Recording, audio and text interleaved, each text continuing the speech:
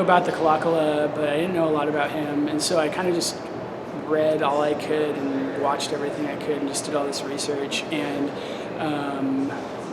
just kind of distilled all this information that I had down into a song. And I just that process I really loved. I felt like it really engaged all the different parts of my brain.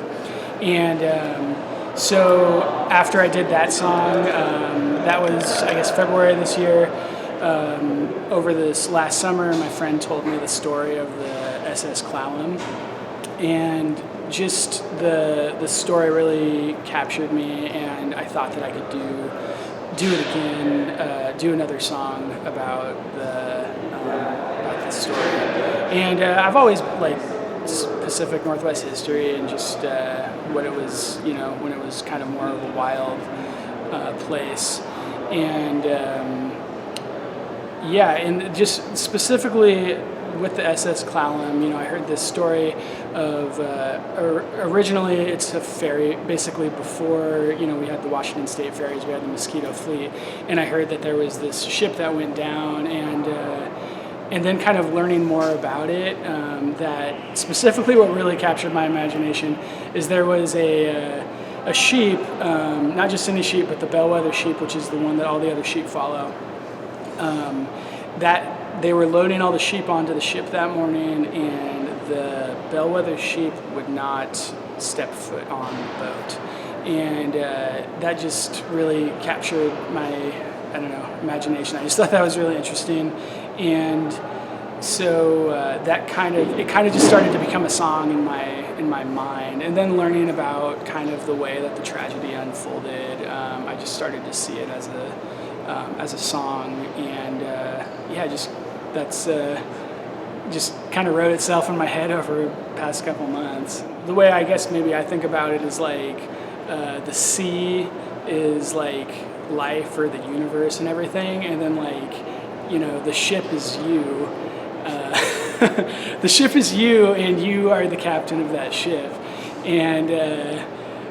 I guess that's one metaphor. There's like a lot of different ways you could do that, and I just, just kind of being on this voyage or this journey, I've always kind of liked that idea. And so, the stories of ships, I kind of like stories that are, there's a lot of like pop songs or romance songs, but I kind of like the ones that are a little bit more, I guess, existential, and I kind of think that stories about ships, they're very practical, and it's part of everyday life, but also there's kind of some bigger metaphors in there.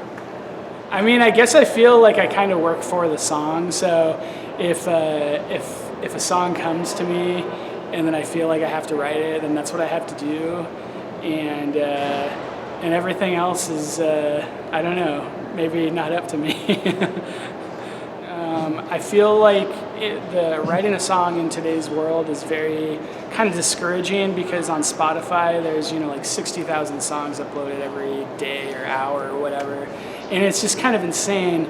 But and it's also, if song doesn't grab you in 12 seconds, it's like next, But I kind of with this song, I kind of want it to be, maybe it's not about that pop appeal, but that I think people that are interested in the same kind of things that I'm interested in.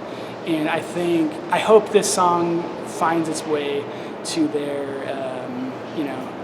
their listening. And I guess my hope for this song is that it exists in some form that like later generations can listen to it or sing it, or somehow just also not just for to be listening to the song, but also it contains this story. It's kind of a very condensed version of the story, And it's not just, like you could read an article about the story, it's intellectual, but I think with songs specifically, it's about the experiencing the moment, the emotion and the moment of you listening to it. Like the idea that it really puts you in the position of like going through what that day was like, and to reflect on it, and for it to become just kind of a part of your own mind that maybe you think about sometimes. Yeah, I do a lot of different things. I'm an acupuncturist. I'm a music teacher, and I think those are kind of really, I guess, practical things that I do to help me, have some stability in my life. And I'm also a father and a husband, and I also play music in a band, the Moondoggies.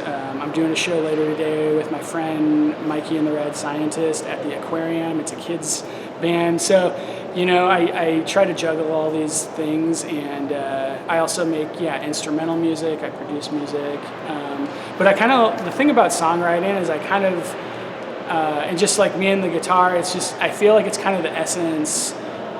It kind of gets down to the essence of everything a little bit, So I guess that's what I like about songwriting.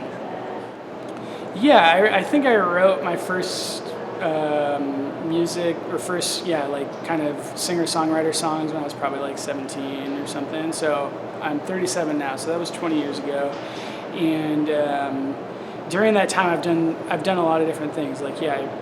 Before that, I played drums, and then I played the banjo. I studied jazz piano, and then kind of got in a lot more into guitar and songwriting. And I released an album of my own, of original songs in like 2008 I guess I did some like live recording, but I officially released the album in like 2010, Youth as a Train. And then since then, I haven't really released. I've released a lot of instrumental stuff. I've released stuff with Moondoggies. I've done session work with other people. The songwriting piece, I maybe wasn't as focused on, but also I wasn't inspired to write songs, I guess, and. But I do have some songs. I have some new songs that are going to hopefully come out in the next year that I've written over the past 10 years or so. But it's a kind of a lot more of a condensed version. I feel like I've learned a lot from all the different experiences I've had playing music. That's hopefully represented in the newer stuff that I'm doing. Yeah, well, I think I have kind of my own unique way of teaching music theory and how to, learn to hear and speak the language of music. I never went to music school, so I kind of developed my own system based off of some other stuff that other teachers that I had learned about and studied when I was first starting out. But I like to think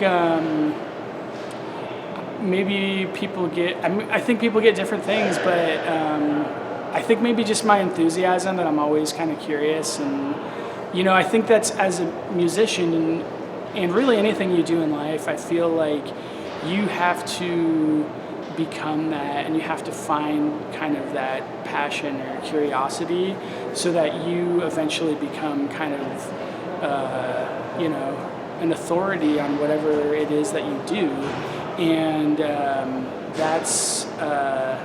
I think that's, you can't be like, if you're jamming with people on a guitar, you can't be thinking about scales. You kind of have to eventually find your own way of understanding how to do that. So I guess I'm really all about helping people find their own way of doing that. And there's so many different types of learners and ways of thinking about music and doing it. Because, some of my favorite people don't understand any of the stuff that I teach, but they're my favorite musicians, And so I always teach, and that keeps, holds some space for that. You don't need to know everything. It's not about knowing everything,